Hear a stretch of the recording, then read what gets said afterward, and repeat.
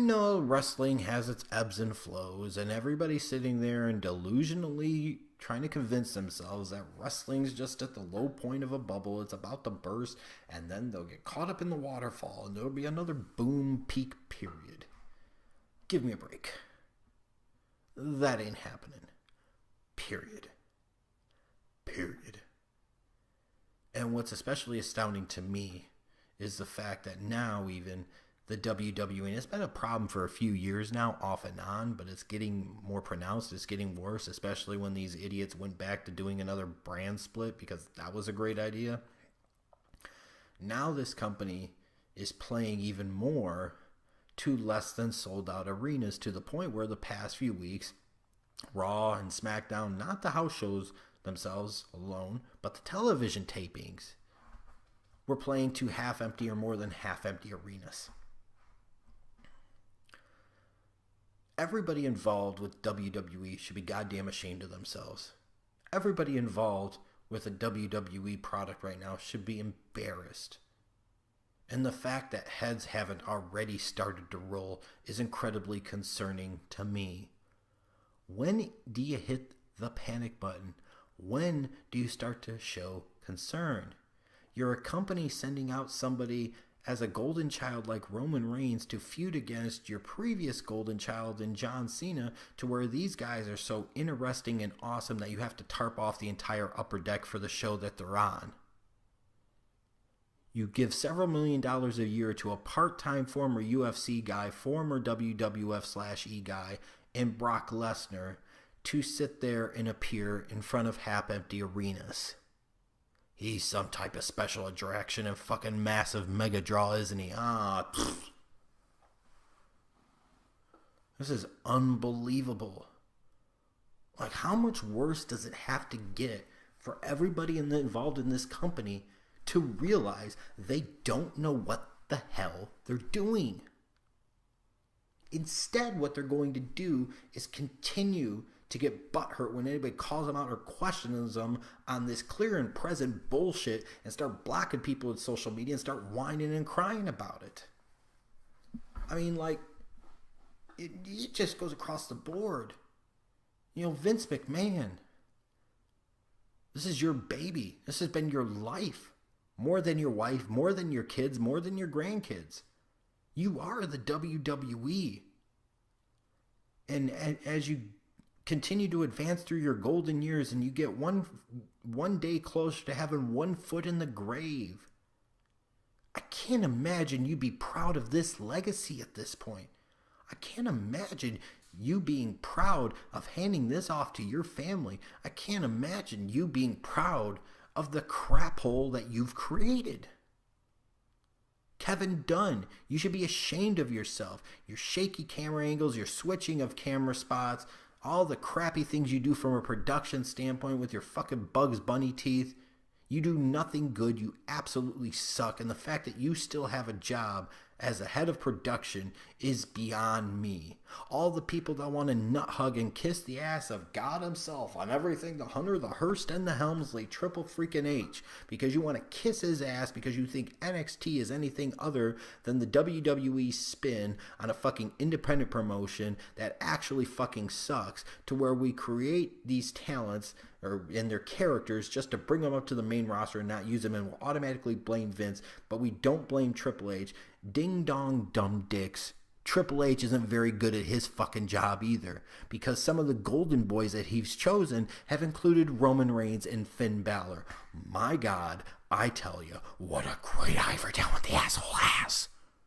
Stephanie McMahon, who created an environment where instead of having wrestling people write and produce wrestling shows and book wrestling shows, now we have a creative team where we bring in TV writers and soap opera writers and comedians and non-wrestling fans, and we actually encourage having non-wrestling fans, because ultimately, why would you need to know anything about the fucking product that you write for? The creative team, ultimately, it all funnels up to Vince McMahon, but damn it all, give him some better ideas. The creative team absolutely sucks too. Because if they presented better ideas, at some point in time, those better ideas would actually show themselves on television. USA Network, for telling the WWE you wanted them to go 3 hours and then continuing to give them more money and making them stay 3 hours. You can kiss my ass too. This brand split is absolutely ridiculous. This is just a way for the WWE to mask their deficiencies by basically running twice the shows to try and increase their revenue, so that way they could squeeze out just a little bit more profit because they're not making nearly the amount of profit that they should for the size of company that they are. The talent's to blame too. You've got a bunch of small, bland spot monkeys, and imagine that as the product gets smaller, the viewership gets smaller. You don't like it, that's tough shit. Because that's the way it is, that's the way it's always been.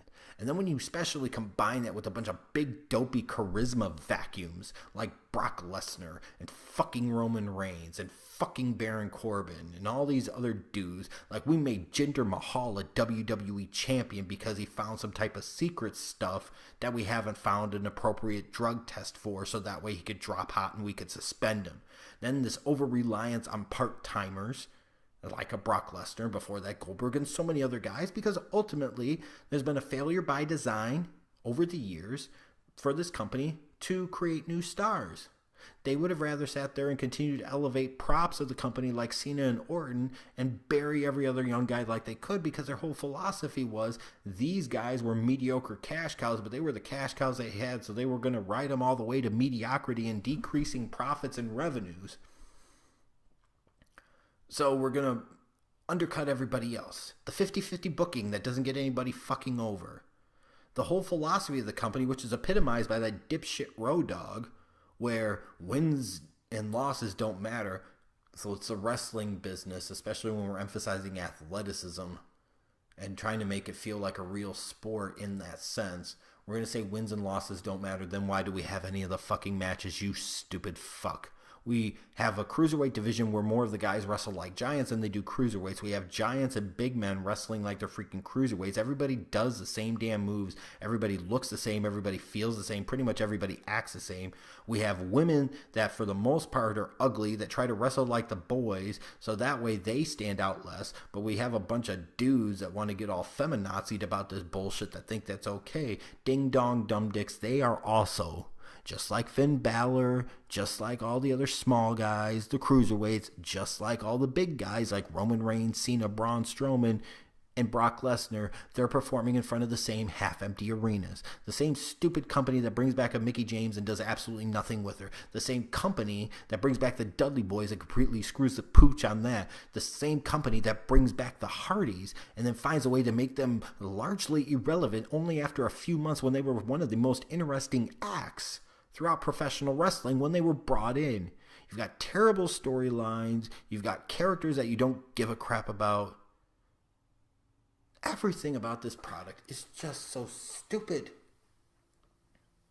Matches that don't matter, characters that don't matter, stories that don't matter, shows that ultimately do not matter because, again, you sit there and promote these pay-per-views kind of half-ass. Build up a lukewarm level of excitement just so that way you know the next night a lot of those matches are just going to replay on television anyway, so why the hell would you watch? Why the hell would you subscribe to the network? This company should be ashamed of, speaking the network, the WWE network.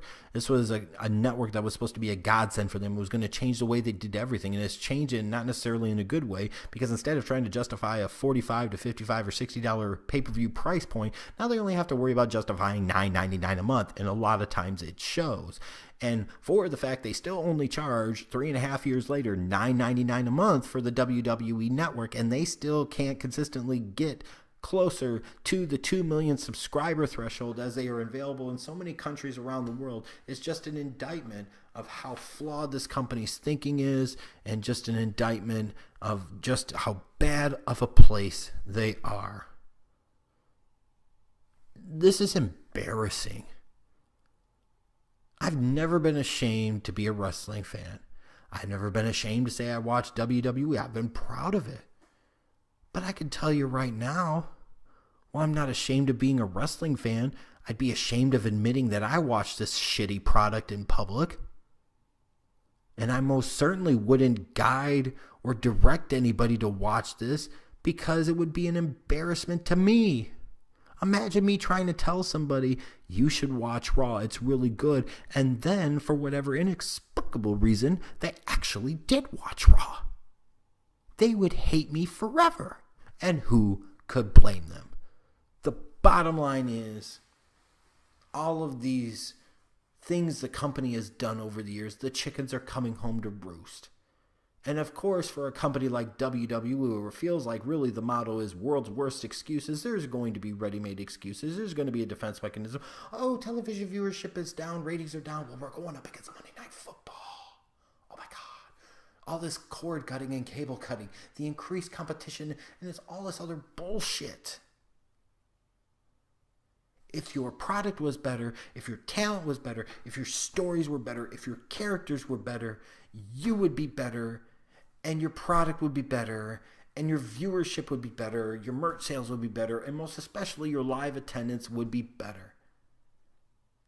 How much it must suck as a performer to go out there and basically play to a camera where there's no people sitting there because everybody's freaking behind you. What a joke. And imagine being part of a company where you continue to try and defend everything as being okie dokie when you're performing in front of half-empty arenas relatively consistently now. At what point in time do we stop using these world's worst excuses and do heads start to roll? Because in the business world, real businesses that run themselves like real credible businesses and publicly traded entities will get to a point in time where they start to say, we've lost enough and this shit needs to change and it needs to change now. But when you get apathetic and you get complacent like Vince has gotten in his increasing senior years, I guess it doesn't matter. Until Vince is replaced by the board, none of it's going to change. It's only going to get worse. And it makes you wonder really how much longer you can continue to support this crappy product. And I know it's a question I keep asking myself. I've been asking it for years, and I just wonder